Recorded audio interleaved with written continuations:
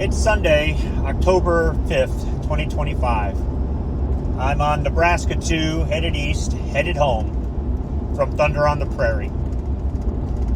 I took lessons that I've learned from previous years at Thunder on the Prairie and tried to apply them this year. For example, in the past I've tried to drive straight through and I've been exhausted once I got here. It is some work. I mean, we're carrying around gear, we're setting up, we're trying to film videos, things like that.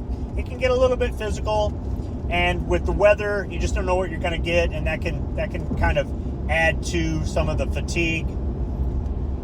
But for somebody like me, I'm trying to do as much as possible in as little time as possible because I don't get out here often enough to see my friends, or really get to see my friends as often as I would like to. And I don't get an opportunity to film some of the videos that I can film at Nebraska shooters. So showing up exhausted is not a good idea. And I do it to myself. I have a lot of things to do around the house. I have a lot of things to do at work, and then a long drive. So I've tried before to split up the drive, and that seemed to help some. So I decided on the way in and on the way home, I would split up the drive some because I have to be to work Tuesday morning, and I don't want to be too tired for that either. I'm not getting any younger, so the older I get, the more effort it is to attend something like this, but it's definitely worth the work. And if I am tired and cranky, I'm just kind of an asshole, more so than normal. I guess you could say I'm a miserable asshole, and that's not fair to my friends. So I tried to just make sure that I got more rest than I'd gotten in previous years, and that seemed to help some. Anytime I started to lose my patience, I just took a step back and calmed down, and I was able to reset and focus and get back on the camera, or back on the rifle, or back on the handgun, and get back to doing what I was doing.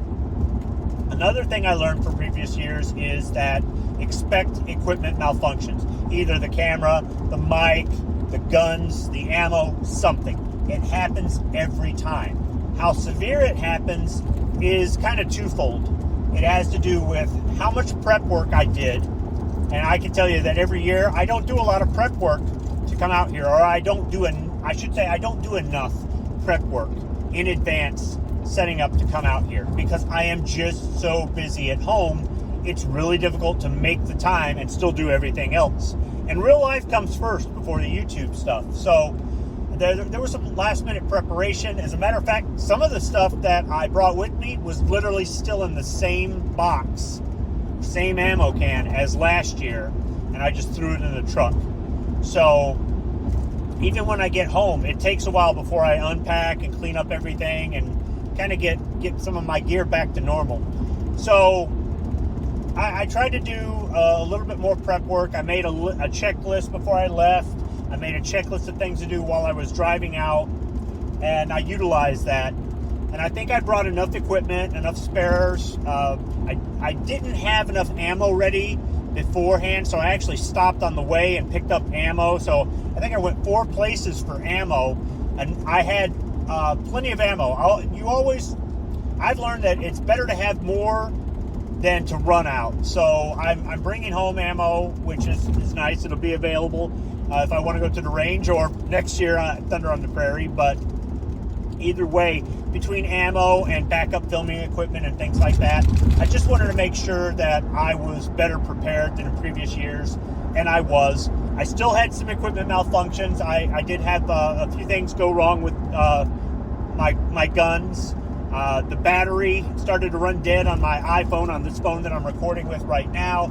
So I had to put that on the charger, and I had to switch to a backup camera that I don't have a lapel mic for to do some of the filming.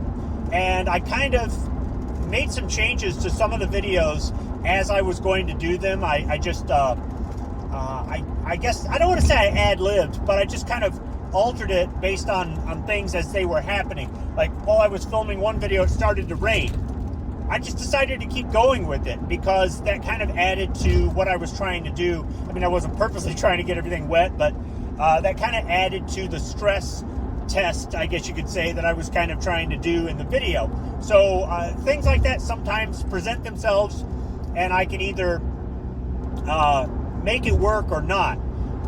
That was the second time it rained during the day. The first time I went inside and I used the classroom to do some filming and just tried to make use of my time management, things like that. So I'm getting better at this YouTube stuff. I'm still not as good as some people, and I've learned that sometimes it just doesn't work out. Sometimes no matter how hard you try, you're not going to get the video as perfect as you'd want it. I mean, I just, there's low production value in my videos, and I've just learned to accept that.